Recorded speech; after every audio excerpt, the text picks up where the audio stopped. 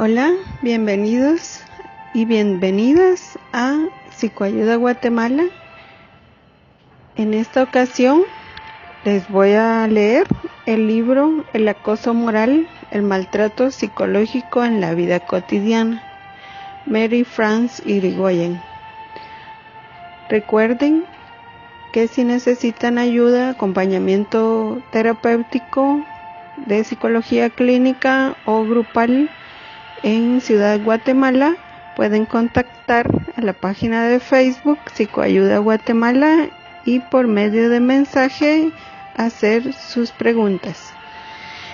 En esta ocasión les voy a leer el libro El acoso moral porque realmente creemos o deseamos ilusoriamente que la vida fuera hermosa, maravillosa, que fuera un ambiente de paz, tranquilidad, amor en las relaciones con otras personas. Sin embargo, como tenemos esta ilusión o esta idea de que vivimos en un mundo seguro, solemos negar la violencia que vivimos. Solemos esconderla, mandarla a un lado donde no perjudique, donde supuestamente no se sienta la agresión, donde no se sienta el dolor, el sufrimiento. Sin embargo, sabemos que no es correcto negarlo, porque al negarlo hace mucho más daño. Y en esta ilusión de querernos sentir seguros, no visibilizamos o no reconocemos la violencia que vivimos cotidianamente. Sin embargo, crea un gran daño a nivel psicológico, a nivel psicosomático. Nos creamos enfermedades, tanto físicas, crónicas, como también situaciones psicológicas como depresión, ataques de pánico, ansiedad, estrés crónico, estrés agudo o problemáticas más graves como fobias, como personalidad múltiple. En fin, hay muchos daños a nivel psicológico, a nivel físico, a nivel social que ocasiona la violencia. Y la violencia que más está invisibilizada y por lo tanto es la que más daño hace, es esa violencia que negamos. Por lo tanto, he querido en esta ocasión leerles el libro de la psiquiatra Marie-France Irigoyen, importante investigadora con el tema de la violencia y del perfil de los abusadores, que nos va a brindar una visión acerca de las violencias que vivimos a nivel cotidiano en nuestro día a día. Recuerden, como decía Carl Jung, que lo que niegas te somete y lo que aceptas te transforma. En la medida que reconozcamos estas violencias y que hagamos algo por anularlas o por no practicarlas o no permitir que se practiquen ni con nosotros ni con otra persona, es decir, tomar cartas en el asunto con respecto a la violencia, tomar responsabilidad, lo que nos va a permitir es crear sociedades más equitativas, más pacíficas y en fin, nos va a brindar un bienestar tanto a nivel individual, familiar como social. De manera que en esta ocasión vamos a iniciar. Realmente a mí me gustaría, es el primer libro que estoy sentada a leerlo para ustedes completamente. Es un libro largo, pero vale la pena total de la A a la Z. Entonces empezaremos con la introducción.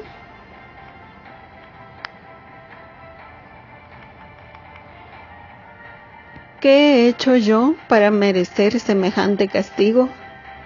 Una palabra a tiempo puede matar o humillar sin que uno manche las manos. Una de las grandes alegrías de la vida es humillar a nuestros semejantes. Pierre Desproges. A lo largo de la vida mantenemos relaciones estimulantes que nos incitan a dar lo mejor de nosotros mismos, pero también mantener relaciones que nos desgastan y que pueden terminar por destrozarnos. Mediante un proceso de acoso moral o de maltrato psicológico, un individuo puede conseguir hacer pedazos a otro. El ensañamiento puede conducir incluso a un verdadero asesinato psíquico. Todos hemos sido testigos de ataques perversos en uno u otro nivel, ya sea en la pareja, en la familia, en la empresa, en la vida política y social. Sin embargo, parece como si nuestra sociedad no percibiera esa forma de violencia indirecta. En el contexto de la tolerancia nos volvemos indulgentes. Los perjuicios de la perversión moral constituyen excelentes temas de filmes. Las Diabólicas de Henry Georges, 1954, o de Novelas Negras. En estos casos, la mente del público tiene claro que se trata de manipulaciones perversas. Sin embargo, en la vida cotidiana no nos atrevemos a hablar de perversidad. En el filme Tati Daniel de Etienne Châtillon, 1990, nos advierten las torturas morales que una anciana inflige a su círculo de allegados. Empieza por martirizar a su vieja asistenta hasta el punto de que la hace morir accidentalmente.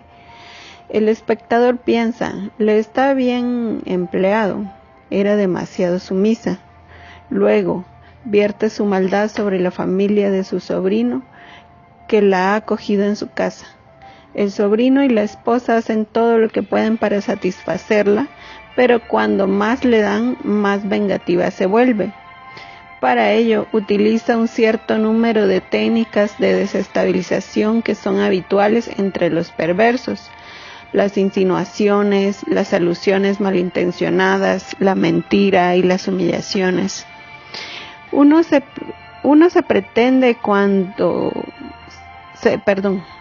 sorprende cuando ve que sus víctimas no se dan cuenta de esa manipulación malévola. Intentan comprender y se sienten responsables. ¿Qué hemos hecho para que nos deteste tanto?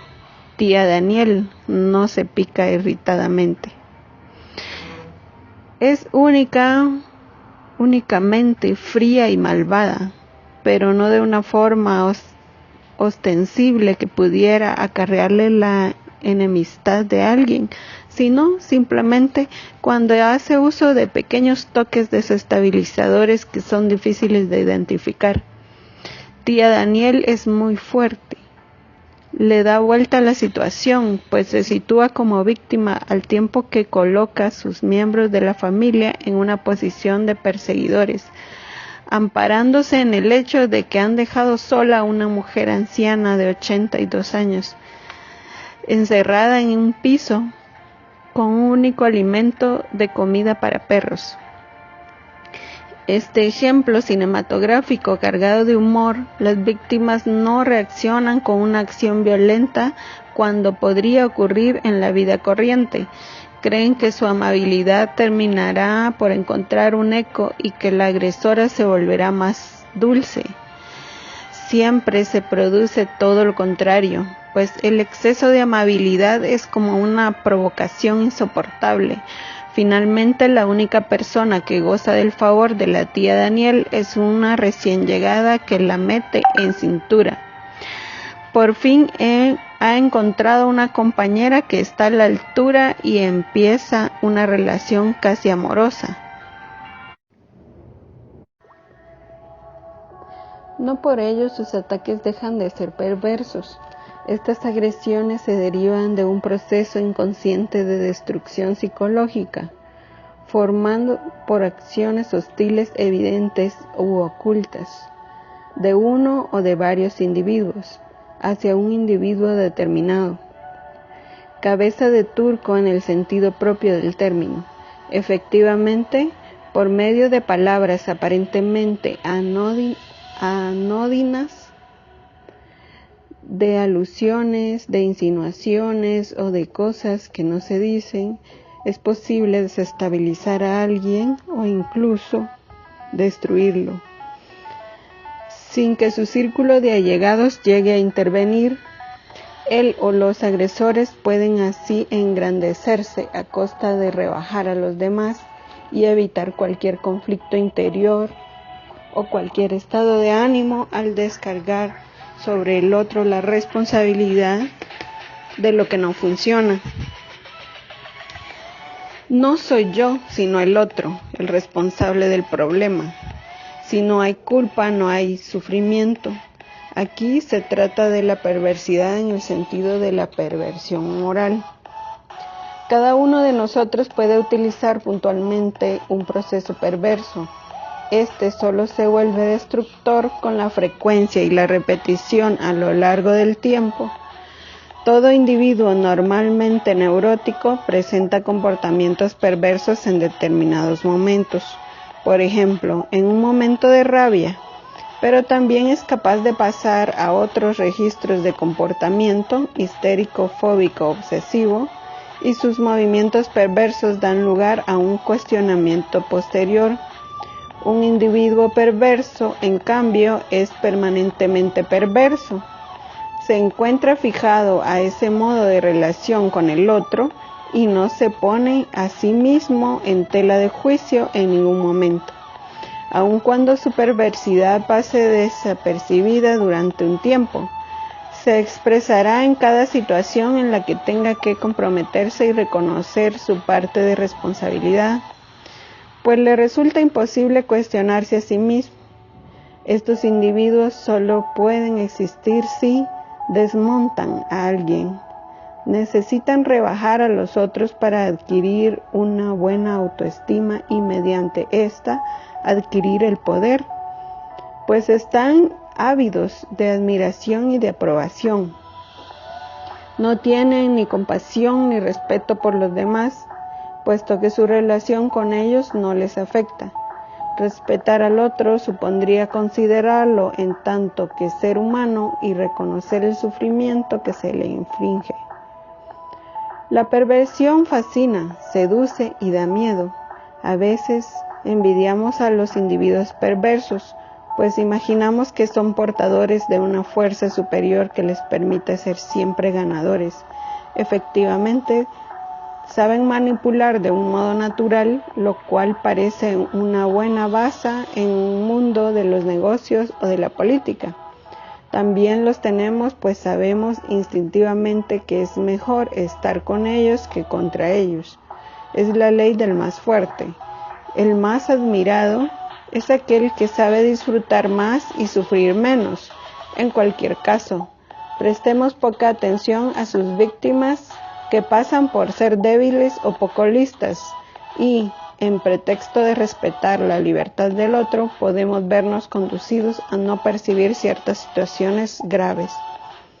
En efecto, una manera actual de entender la tolerancia consiste en abstenerse de intervenir en acciones y en las opiniones de otras personas, aun cuando estas opiniones o acciones nos parezcan degradantes o incluso moralmente reprensibles.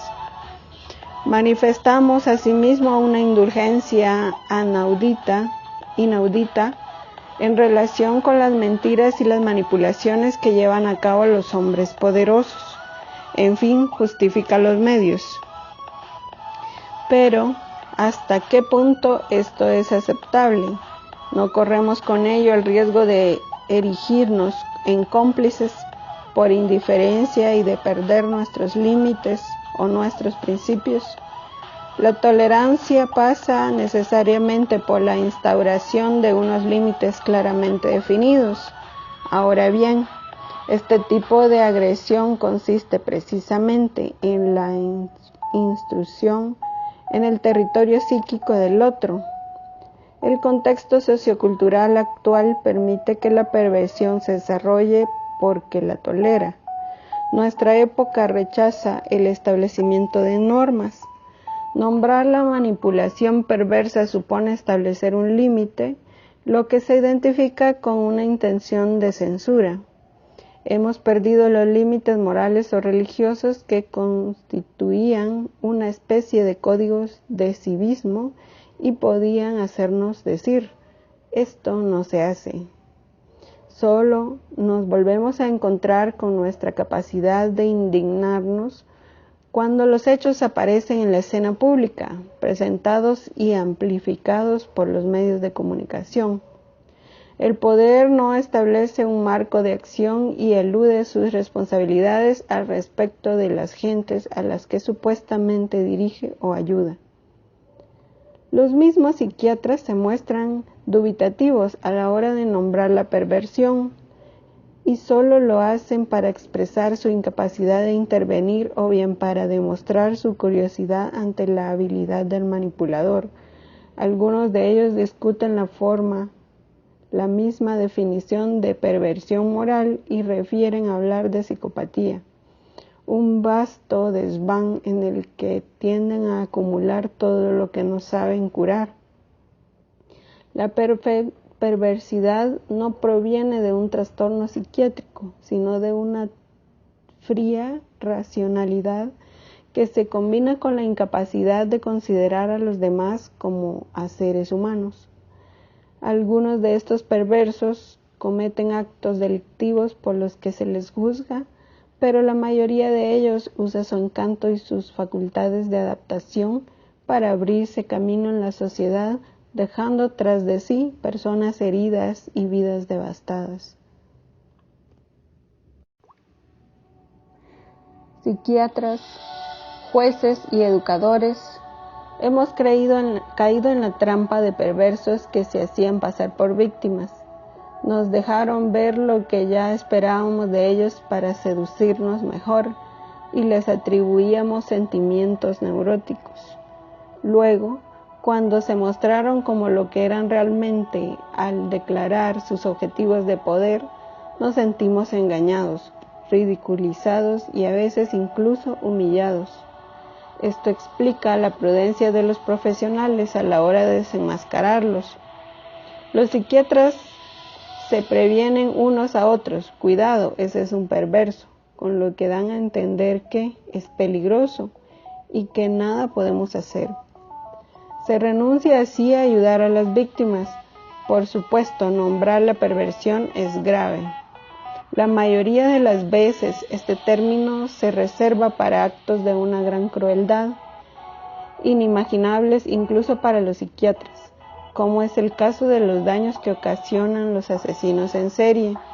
Sin embargo, tanto si evocamos las agresiones sutiles o las que voy a hablar en este libro, como si hablamos de los asesinos en serie, se trata de depredación, es decir, de un acto que consiste en apropiarse de la vida. La palabra perverso choca, molesta. Corresponde a un juicio de valor y los psicoanalistas se niegan a emitir juicios de valor, pero ¿es esta razón para aceptar cualquier cosa? Dejar de nombrar la perversión es un acto todavía más grave, pues supone tolerar que la víctima permanezca indefensa y que sea agredida y que se la pueda agredir a voluntad. En mi práctica clínica como terapeuta, me he visto obligada a comprender el sufrimiento de las víctimas y su incapacidad para defenderse.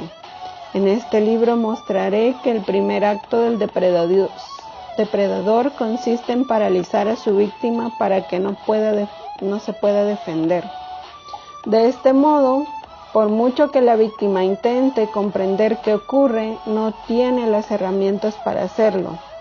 Al analizar la comunicación perversa, también intentaré desmontar el proceso que une al agresor y al agredido, con el fin de ayudar a las víctimas o a las posibles víctimas a salir de las redes de su agresor. Quizá no se ha escuchado a las víctimas cuando solicitan ayuda. Con frecuencia los analistas aconsejan a las víctimas de un ataque perverso que se pregunten en qué medida son responsables de la agresión que padecen y en qué medida la han deseado, tal vez incluso inconscientemente.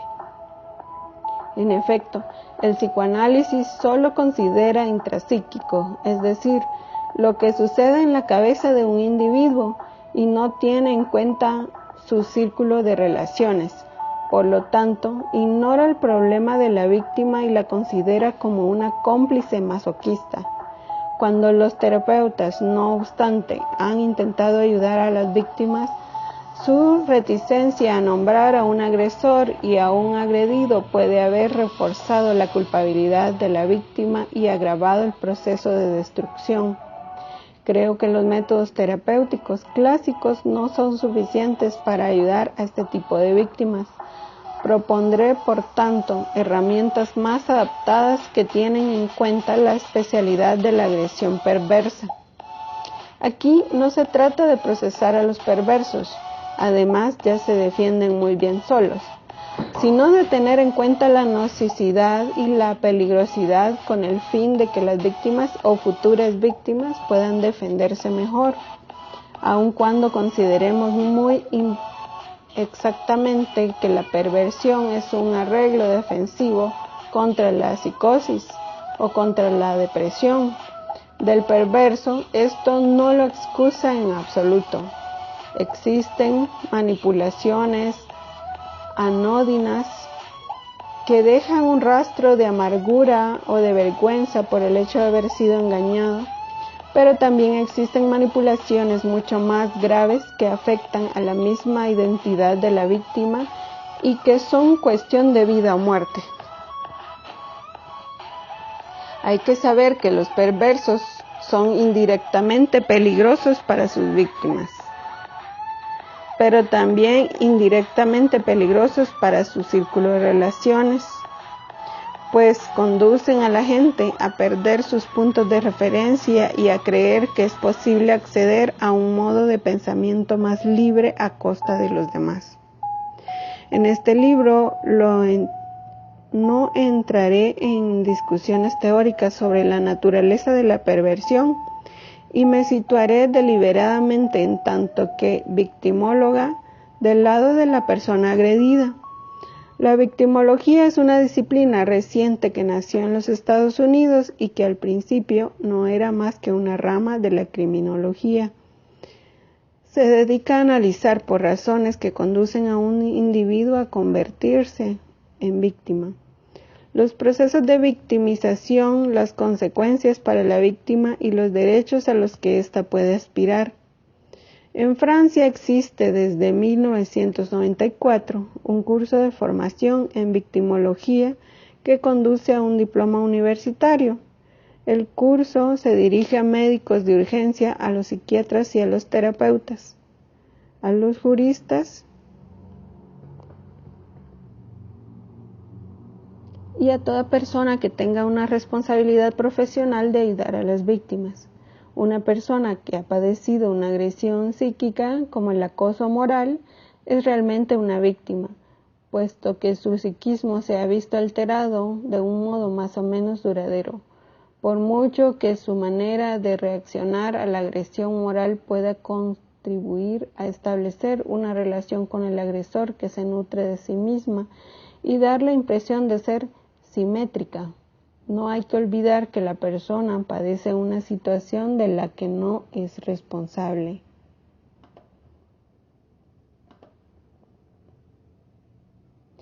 Cuando las víctimas de esta violencia insidiosa recurren a una psicoterapia individual, lo hacen más bien por inhibición intelectual, por falta de confianza en sí mismas, por dificultades de autoafirmación, por un estado de depresión permanente resistente a los antidepresivos, o incluso por un estado depresivo más claro que podría conducir al suicidio.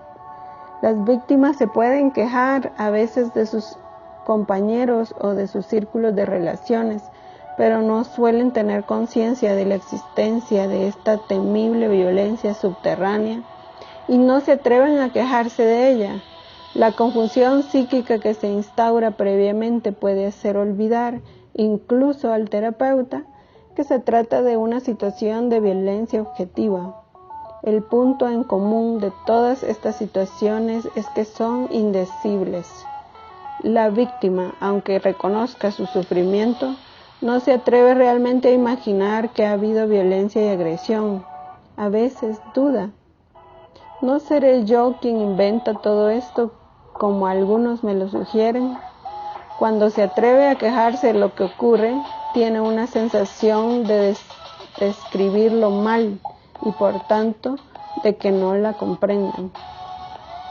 He elegido utilizar los términos agresión y agresor y agredido a propósito, pues se trata de una violencia probada, aunque se mantenga oculta, que tiende a atacar la identidad del otro y a privarlo de toda individualidad.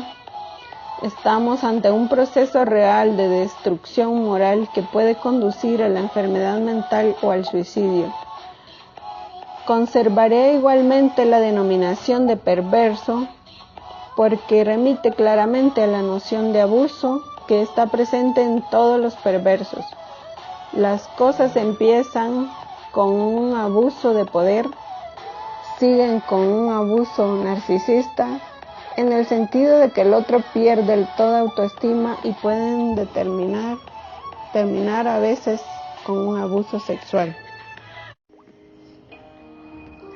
La violencia perversa en la vida cotidiana. Los pequeños actos perversos son tan cotidianos que parecen normales.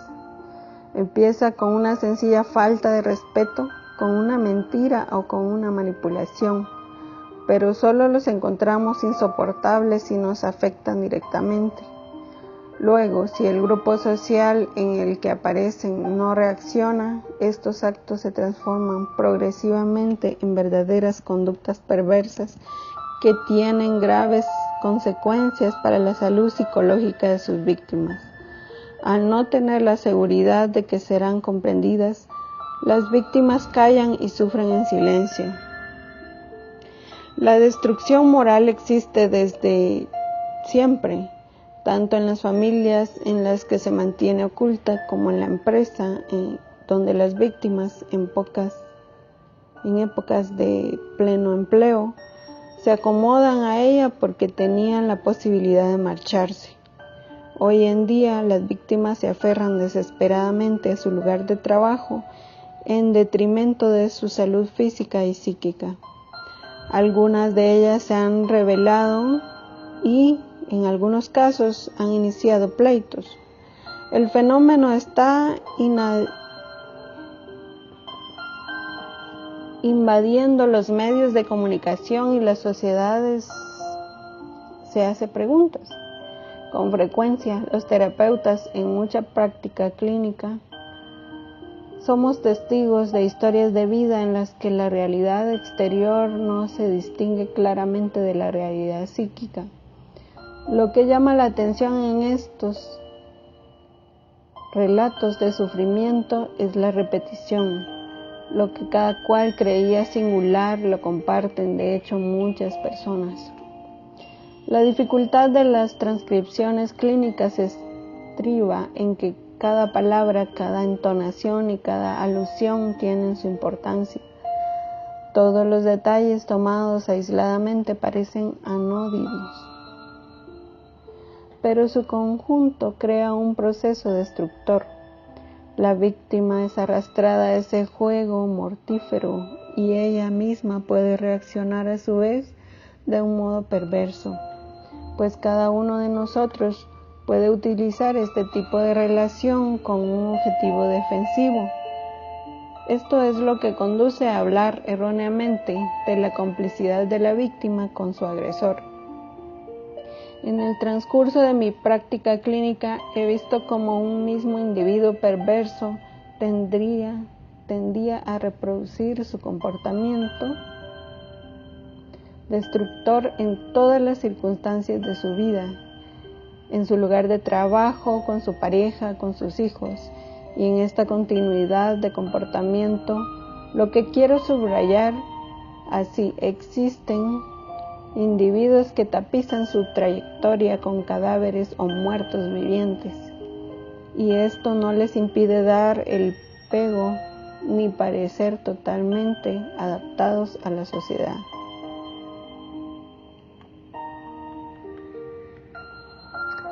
Hasta aquí la introducción del libro El acoso moral, maltrato psicológico en la vida cotidiana, Mary France Irigoyen. Continuamos en el siguiente video con el capítulo 1, la violencia privada. Recuerda darle like y compartir con personas que tú consideres le va a ayudar este audio. Así también, si necesitas acompañamiento psicológico, comunícate con la página Psicoayuda Guatemala en Facebook. Nos vemos en el siguiente video.